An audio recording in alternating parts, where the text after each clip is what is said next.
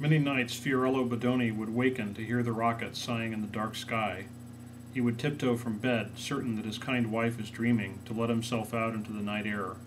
For a few moments he would be free of the smells of old food in the small house by the river. For a silent moment he would let his heart soar alone into space, following the rockets.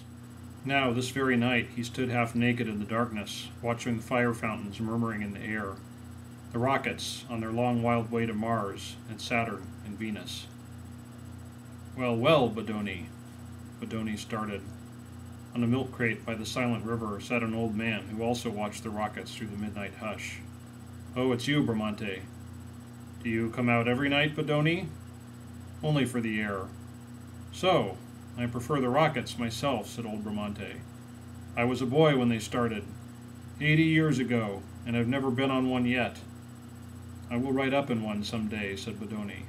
"Fool!" cried Bramante. "You'll never go. This is a rich man's world." He shook his gray head, remembering. "When I was young, they wrote it in fiery letters. The world of the future, science, comfort, and new things for all. Ha! 80 years. The future becomes now. Do we fly rockets? No. We live in shacks like our ancestors before us."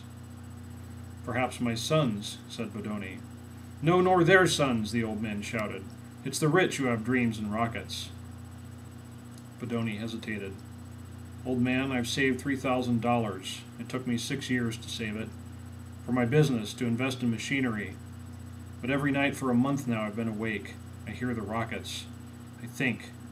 And tonight I've made up my mind. One of us will fly to Mars." His eyes were shining and dark.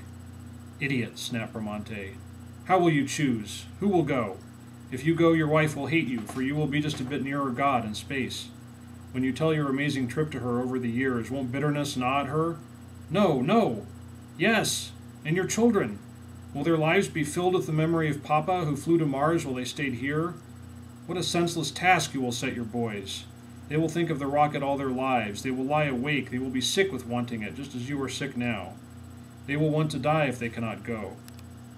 Don't set that goal, I warn you. Let them be content with being poor.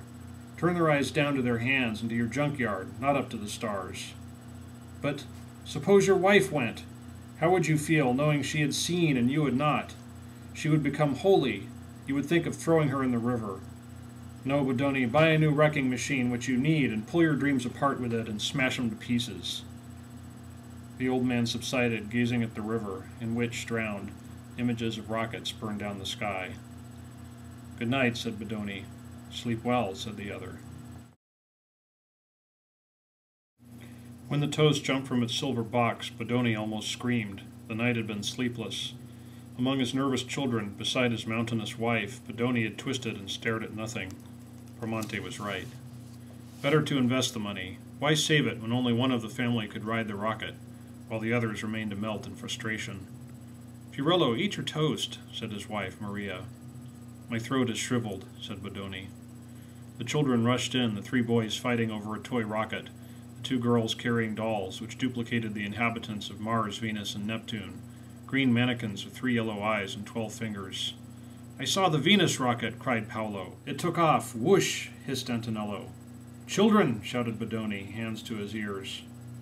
They stared at him. He seldom shouted. Bodoni arose. "Listen, all of you," he said. "I have enough money to take one of us on the Mars rocket." Everyone yelled. "You understand?" he asked. "Only one of us." "Who?" "Me, me, me," cried the children. "You," said Maria. "You," said Bodoni to her. They all fell silent. The children reconsidered. "Let Lorenzo go, he's oldest." "Let Miriamne go, she's a girl." "Think what you would see," said Bodoni's wife to him, but her eyes were strange. Her voice shook.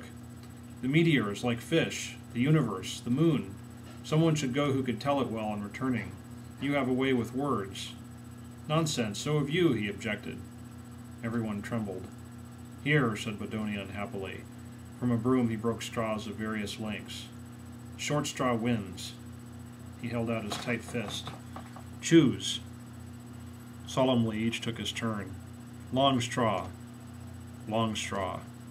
Another. "Long straw." The children finished. The room was quiet. 2 straws remained. Bodoni felt his heart ache in him. Now, he whispered. Maria. She drew. The short straw, she said. Ah, sighed Lorenzo, half happy, half sad. Mama goes to Mars. Bodoni tried to smile. Congratulations, I will buy your ticket today. Wait, Fiorello. You can leave next week, he murmured. She saw the sad eyes of her children upon her, with the smiles beneath their straight, large noses. She returned the straw slowly to her husband. I cannot go to Mars. But why not? I will be busy with another child. What? She would not look at him. It wouldn't do for me to travel in my condition. He took her elbow. Is this the truth? Draw again. Start over. Why didn't you tell me before? He said incredulously. I didn't remember. Maria, Maria, he whispered, patting her face. He turned to the children. Draw again. Paolo immediately drew the short straw. I go to Mars, he danced wildly. Thank you, Father. The other children edged away. That's swell, Paolo. Paolo stopped smiling to examine his parents and his brothers and sisters. I can go, can't I? He asked uncertainly. Yes. And you'll like me when I come back? Of course. Paolo studied the precious broomstick in his trembling hand and shook his head. He threw it away. I forgot. School starts. I can't go. Draw again.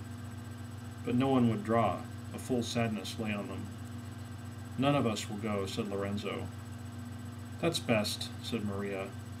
Bramante was right, said Bodoni. With his breakfast curdled within him, Fiorello Bodoni worked in his junkyard, ripping metal, melting it, pouring out usable ingots. His equipment flaked apart. Competition had kept him on the insane edge of poverty for 20 years. It was a very bad morning. In the afternoon, a man entered the junkyard and called up to Bodoni on his wrecking machine. Hey, Bodoni, I got some metal for you. What is it, Mr. Matthews? Asked Bodoni listlessly. A rocket ship. What's wrong? Don't you want it? Yes, yes. He seized the man's arm and stopped, bewildered. Of course, said Matthews, it's only a mock-up. You know, when they plan a rocket, they build a full-scale model first of aluminum. You might make a small profit boiling her down. Let you have her for $2,000. Bodoni dropped his hand. I haven't the money. Sorry, thought I'd help you. Last time we talked, you said everyone outbid you on junk. Thought I'd slip this to you on the QT. Well, I need new equipment. I save money for that. I understand. If I bought your rocket, I wouldn't even be able to melt it down. My aluminum furnace broke down last week. Sure.